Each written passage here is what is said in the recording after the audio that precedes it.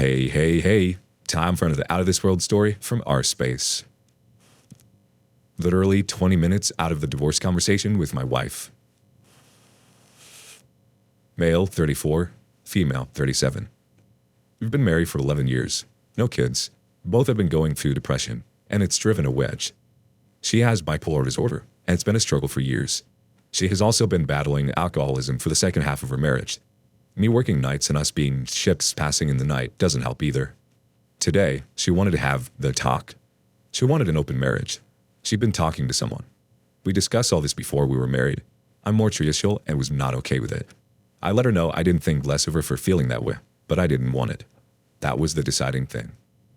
She felt like being tied down wasn't the life she wanted and felt she had been lying to herself and trying to be happy in the marriage. We have a mortgage and bills are in both our names. I pay everything, monetarily, but she physically pays them. Except her car payment, but I'm on the loan for her. She doesn't want the house. I want to stay in it. She said she's not going to contest anything. I'm a bit in shock. I have 2 friends that went through divorce, but we're text buddies. I hardly see them. I literally work nights in manufacturing and sleep during the day. I don't have a life. I feel overwhelmed. I don't even know who my electric provider is. Update. Rough patch and an extramarital date. My wife of 11 years is going through a pretty serious bout of depression. It is in no small part due to our lack of communication. Me working nights and 70-hour weeks and her working days. She wanted to take a break, not break up.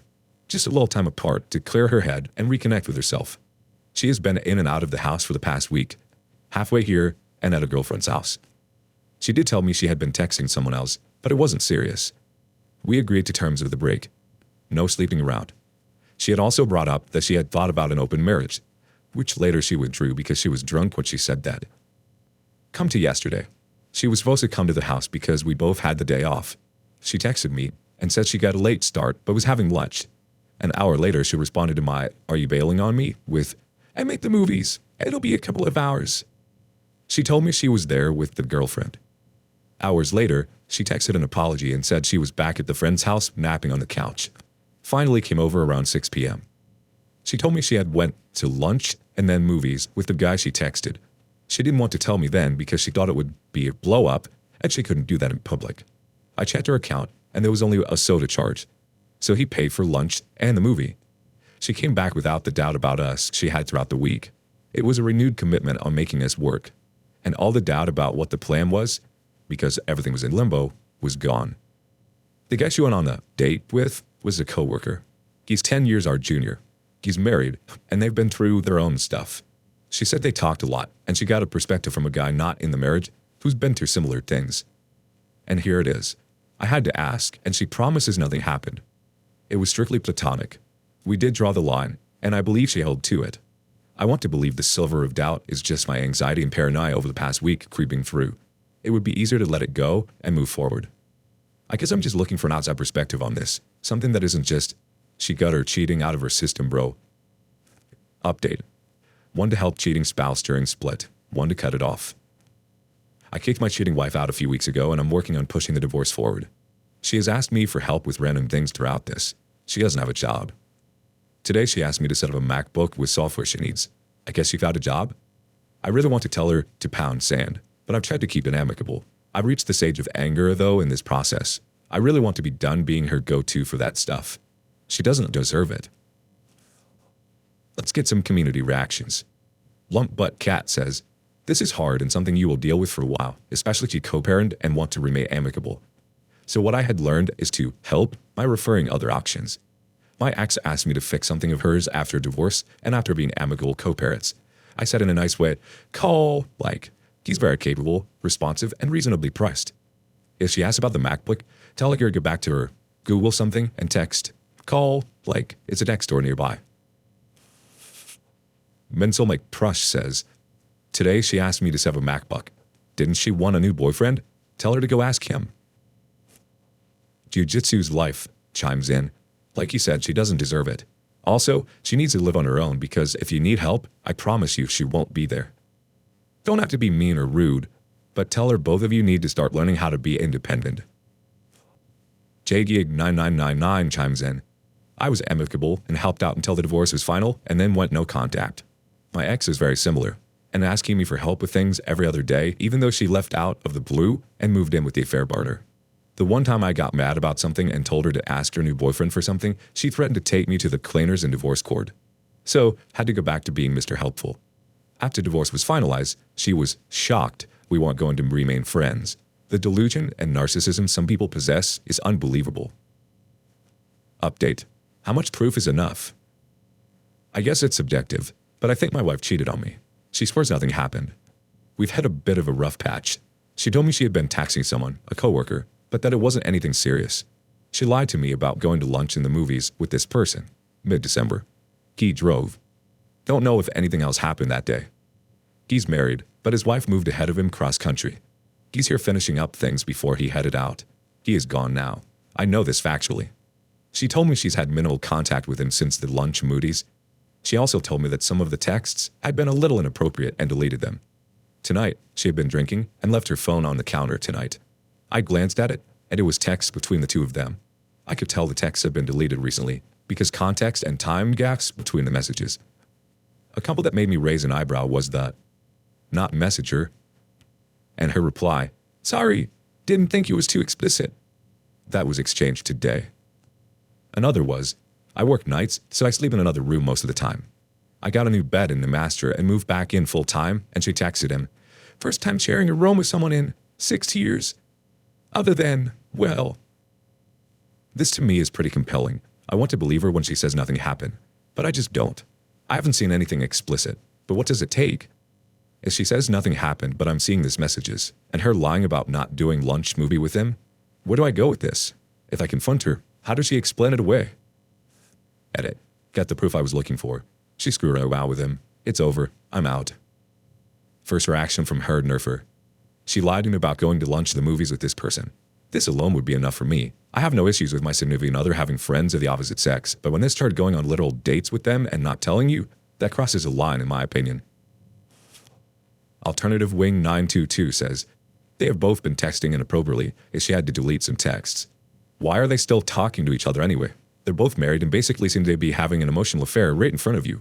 Tell her she needs to cut this guy out and stop texting him. Quahog 1945 says, if she was alone with him and his wife was gone, you can rest assured that they have stooped. You already know that she has no problem lying to you, and she's been deleting selected texts. On to the next story. I caught him talking to several women online, and he blamed it all on alcohol.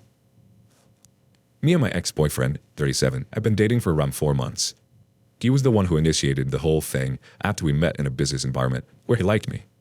He was thinking whether to contact me or not because he didn't know if I was single or not, and was even asking his friends their opinions about it. So when he finally did, we hit it off right away. Everything was going so well in the beginning. He was really happy, saying that he still couldn't believe that I'm his girlfriend. Don't want to sound like I'm bragging, but yes, was quite a good catch for him and the best he ever had.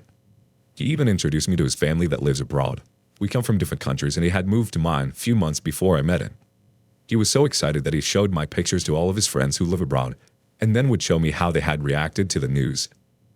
After around a month and a half, he started to behave strangely, was no longer giving me compliments, was emotionally unavailable, and would shut down when I was trying to have a conversation about his behavior, even though I tried many times to talk things over and was asking if there was something wrong or something he didn't like, but he would always say that there was nothing to worry about, and I should have stopped complaining. After a while, I couldn't go like that anymore because clearly he was getting less and less attentive towards me, so I broke up with him after my attempts to save the relationship didn't work out. But he managed to get me back in around 2 weeks after confessing that alcohol was his huge problem and his strange behavior could be explained with that. I knew he could drink a lot since he comes from a big drinking culture, but didn't know it was so serious that he would stay up all night and just drink alone, so I think he was just dramatizing it. But I had noticed an empty bottle of gin at his place, so was really suspicious about drinking issues. However, I chose not to bring it up yet. He promised he would work on his problem and make things better, so I gave him a chance. After that, he was really attentive and it seemed like things were getting better and better. We spent New Year's together and exchanged nice gifts, etc. He was making plans with me to go to different places and so on. But there was one thing I always found suspicious, that he was always taking his phone whenever he'd go to the bathroom, or if I'd be distracted with something else, he'd take it out and go through it at the time. I have never thought of going through his phone until that morning. I was staying over and I noticed that he went to shower while left his phone to charge. I was feeling guilty for doing that, but I wanted to calm myself down. So I went through it, and within 5 to 10 minutes I found out. Him texting to his ex, who is as old as him and lives in a different country. He was calling her Beatty and asking her to join him for his future trip to South America, where he had to go due to his work. It seemed like they hadn't been in touch for a long time since he was asking her how was life and all personal questions. Then I also saw some random girl he barely knows and has never seen and doesn't even follow her on Instagram. This conversation was on Instagram. She was telling him she would like to meet up at a ski resort where he was going a few weeks after. I couldn't join since I had to work, so he was going alone or with his friend. And he had agreed to see her. And one more, he was replying to some girl's almost naked story picture and saying that she was sexy. I was literally shaking from shock, and when I confronted him, he repeatedly kept blaming it all on alcohol, and that second girl had texted him herself, like he couldn't have just blocked her if he didn't want her to text. I didn't let him fool me and just left. He kept texting me that day, giving silly excuses and again saying that he was drunk, and there was no way you would be meeting with any of those women or cheat on me, like he hadn't already cheated. But I told him it's all over and that he can't be trusted, so I stopped and he hasn't texted since. I think he had always been texting either random women or the ones from his past, but this was the first time I caught him since I snooped. I feel devastated. Can't believe how he could disrespect me after having so many good moments, and we had discussed cheating and texting other people before, and he knew my opinion about it. He's the type of person that looks very innocent and appears to be very kind and friendly, so I would never have thought that he was capable of such. By the way, I missed one major red flag. Every few weeks after we started dating, a woman reached out from a country where he had used to live before coming to mine, and she seemed very upset and was saying that my boyfriend is not monogamous, and that he hurt her not a long time ago when they were dating, and he is not the person who he tries to seem, and that I need to be careful. But I ignored her since my boyfriend convinced me that she was just jealous and wanted to ruin things for us. Was I right to leave? What would you have done in my place? Reading other people's opinions about it really helps. It's been almost a month and I can't stop thinking about it. Our first reaction comes from Theory O Away. He blamed it on alcohol. Really? Does anyone buy that? You were right to leave. It may be tough now, but be strong and move on. The OP responded, thanks, I really needed to hear this. Sometimes my mind forgets all the bad things and only remembers the good, since I miss him from time to time. Quahog 1945 says, alcohol doesn't alter a person's basic character. It simply relaxes their inhibitions. If he didn't want to talk with these women, he wouldn't use alcohol. Don't allow him to blow smoke up your butt. He's a cheat. Our last reaction comes from new to this kind of stuff. Yes, you were right to leave. Blaming it on alcohol consumption was just an excuse for it to happen again. Had boyfriend's ex contact me and tell a similar story. I should have listened to her. Turns out, he had been supporting her for over a year. Why my bills went to collections? I'll be believing the next woman that gives me dirt.